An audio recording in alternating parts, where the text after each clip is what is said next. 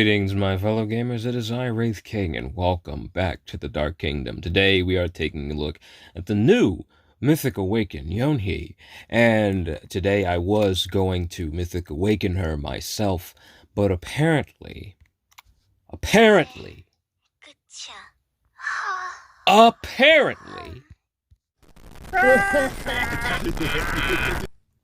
mean, I don't have a clan.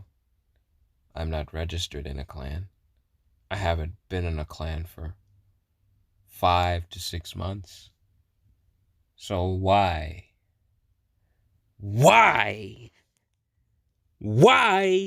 is Yeonhee fighting in clan wars when I'm not in a clan? Why?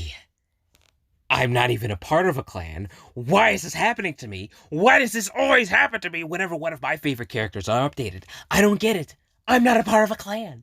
Why is this happening? Why is it happening to me? Why does it have to be happening to me? Always. Every update, whenever there is a new character, one of my heroes has to be in a clan raid somewhere, doing something I have nothing to do with. Why does that happen to me? Why? Greetings, my fellow gamers. It is I, Wraith King, and welcome back to the Dark Kingdom. Today, we are going to take a look at Yeonhee and the new...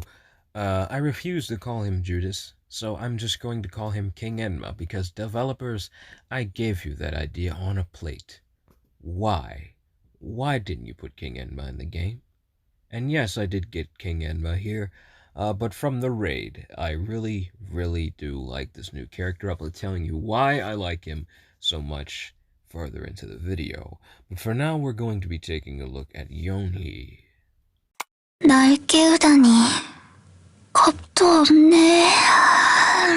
I'm still extremely ticked off that I can't Mythic Awaken her, but that's okay. I can Mythic Awaken her in 11 hours and 59 minutes. At least I think that's what that says anyway. But alright, let's talk about that passive. What this basically is a simple upgrade from her original passive ability. So yeah, it's busted. She has sleep on her basic attacks, and she increases her magic attack and defense by 50% for 5 turns.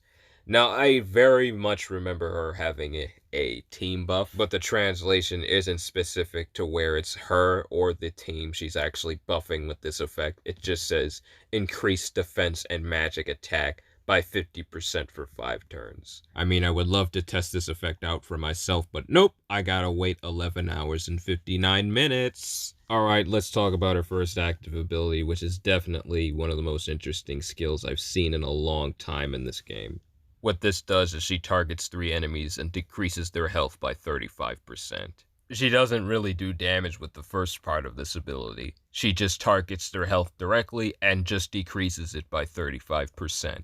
If that's not a reason for you to just go ahead and Mythic Awaken this character, I don't know what is. But just in case that wasn't enough for you, at level 46, the 35% goes up to 50%. So if she uses this on a tank, you probably win the game. Best part of this effect is pretty much everybody already has her at max, so this enhancement is just already on her.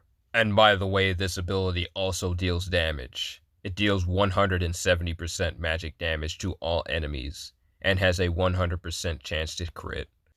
Is this game trying to make me more frustrated at the fact that I can't Mythic Awaken her right now? Because it's definitely working. But alright, enough brooding, let's take a look at her second active ability. What this does is she deals 140% magic damage to all enemies 2 times, decreases their turn buff by 2 turns, and swaps the enemy's formations. I mean, that's quite the jarring turn from the last ability we just read. But I suppose every character in the game needs to have at least one boring and generic ability that puts you to sleep. Okay, let's take a look at her new and improved Awaken ability.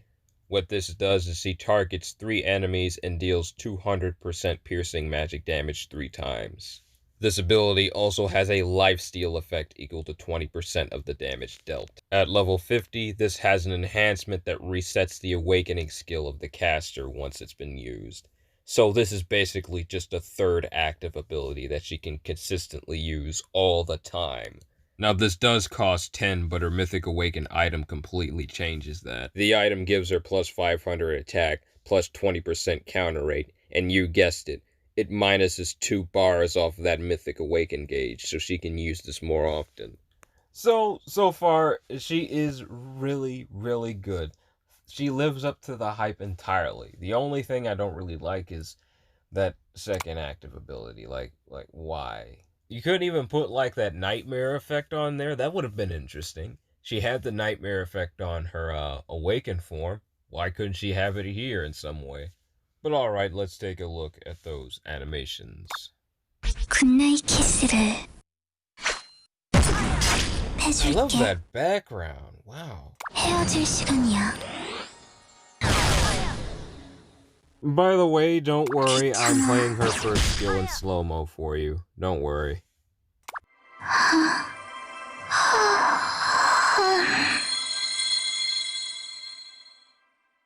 조용히 해줄래?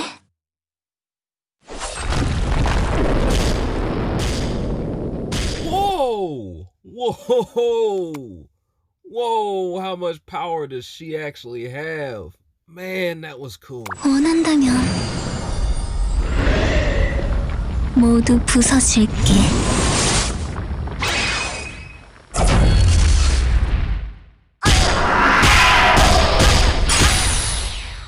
That reminds me, the developer sent a prize in my mailbox. I'll have to show you in a minute. 더 놀고 싶지만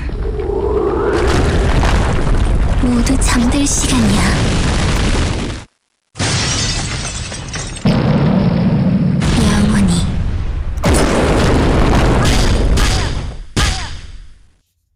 I'm pretty sure this game is trying to make me angry.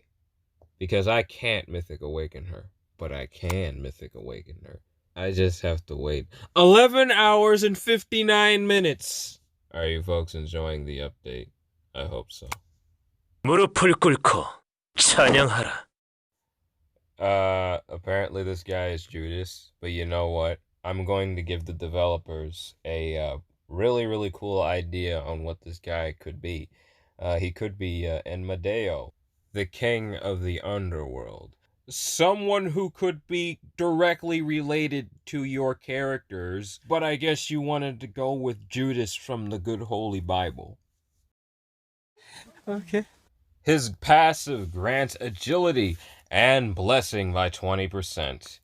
The third option on his awakened item grants physical attack by 10% per universal type ally. So the more universal allies you have, the more that physical attack increase actually goes up. Every ally's second skill grants a shield of vengeance by 30% of the caster's maximum HP. We'll go over what blessing does first. It basically means whatever damage they take next will not exceed 20% of their maximum health. So it basically means you can't get one-shotted anymore. While that effect is actually pretty easy to explain, I might actually need an energy drink to read this next part before I fall asleep. What the translation is implying is a shield is created based on a certain percentage of the caster's maximum HP. So the higher HP you have, the bigger the shield will be. This shield will substitute the caster's HP for all damage taken, so yes, it's a shield. It works like a shield, it blocks things, yes, I understand. But here's where the interesting thing happens, my fellow gamers. Every third attack received decreases the HP of all enemies for the amount of the remaining shield. And whatever is left of the shield will heal the caster. So let's say you have 50% of that shield left. You'll heal by that amount. But alright, before you start snuggling up with your Daki Mikura of Yeonhee, I'm pretty sure most of you have one of those, don't lie to me. We're going to take a look at his first active ability, which right away shows some pretty decent promise. What he does is he deals 130% physical damage to all enemies 2 times and has a chain attack at level 46. We won't really see that because he is a brand new character. You might see some of the really, really focused and hardcore sweaty players in PvP have him, but As for a casual player, you might not see this very often. At level 46, it has an enhancement of 100% critical chance, which is nice, but this doesn't have piercing on it, so it's not too deadly, which is definitely effective enough, but it's still a pretty darn boring ability. 또 없네. As for his second active ability, he bores you to death by 100% of his physical attack for 3 turns. Additionally, this has a guaranteed chance to put the targets to sleep. You gotta admit, I had you going there for a minute, didn't I? But alright, what this really does is he deals 100% physical damage to 4 enemies 3 times. And he grants them unrecoverable for 2 times, which basically means he blocks their healing twice. That's not bad, but it's just not as effective as it might sound. Healing is definitely in the arena, but it's just not as active as just straight DPS teams. So at the end of the day, this more or less just does damage, which is pretty darn boring and very much a drag, but it's not anywhere close to a bad thing. But alright, let's take a look at his awakening skill, which is definitely the coolest tool in his set. What this does is he deals 225% piercing physical damage to all enemies 2 times, decreases their awakening gauge recovery speed by 1 for 2 turns. At level 50, we will not see this. But let's say you do run into somebody who has a level 50 Enma. His awakening skill has a level 50 enhancement that decreases the target's awakening gauge by 100%. So he essentially stalls the fight for another 2 to 3 turns for you. Now, of course, this is dependent on who you actually use on your team, because, of course, not everybody has a 10 cost Mythic Awaken gauge. But regardless of that, even if he does use this on you and has that level 50 enhancement, this can slow down the fight regardless, and it's still extremely effective for that purpose. With all that said, I think I should finally start rating these characters with a certain grade, maybe with some letter grades or something like that, but animations first. 쟤는 채로 돌아가리. Sweet. Love the dark. 쉬거라 영원히. Nice. I love this 통곡하라. girl. 내가 나설 때인가. 압도적인 차이를 느껴라. Whoa! Alright. 내가 이런 일까지 굳이 손을 써야겠나?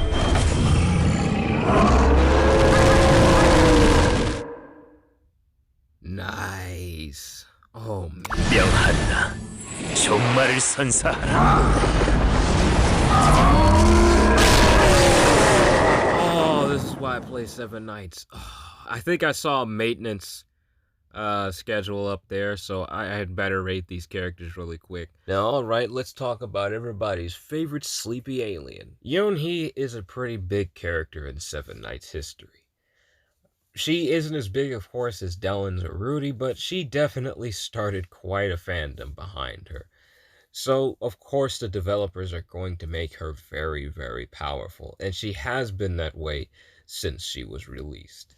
So naturally, the developers would make her overpowered, and hopefully that does not change because she is Yeonhee. She's always been an overpowered character. She's always been really strong. But what always kept me coming back to her character, even when she was just awakened, even her 6-star version, she was just a character you could always just put on your team and she would work. And now that she's been upgraded, there's just no reason I shouldn't put her on my team. So saying that, with her flexibility in pretty much every game mode, with her power in the arena, the one I'm always playing in, I have to give her the highest rating on my board. She gets an A.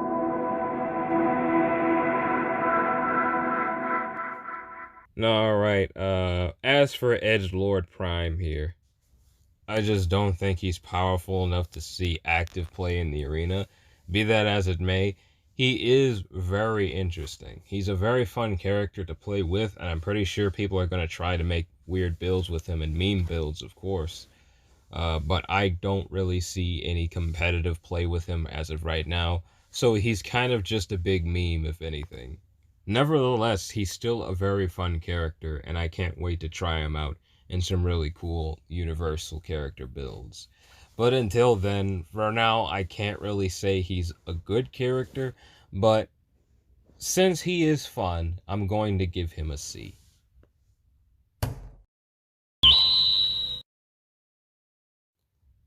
So yeah, this guy's pretty cool and all, but I don't really think he's going to be seeing a whole bunch of play. That being said, I'm definitely going to Mythic Awaken him up. What happened? netmarbel. What is going on, game? Why did you bring me back to the title screen? Oh yeah, I forgot about the maintenance. Yeah, just a quick update, yeah. I guess the game is telling me to take a break. I should probably take a break, actually. Well, that's all the time I have left for this video, my fellow gamers. I hope you enjoyed it. If you did, please do leave a like, comment, and subscribe so you too can be a part of the Dark Kingdom. But until next time, take it easy for me, and please do have a blessed day. Bye.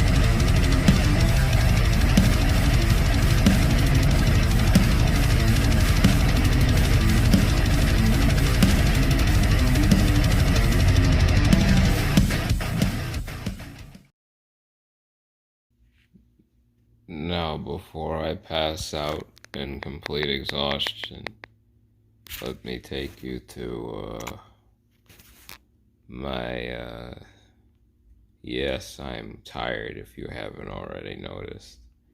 By the way, thank you for making it to the end of the video. I really do appreciate it.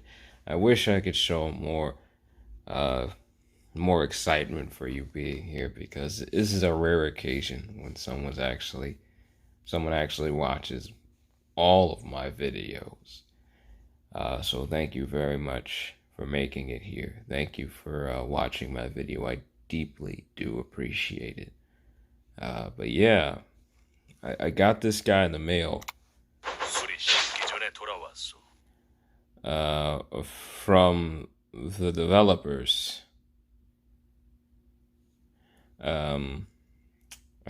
Let's just see what he does. Let's see.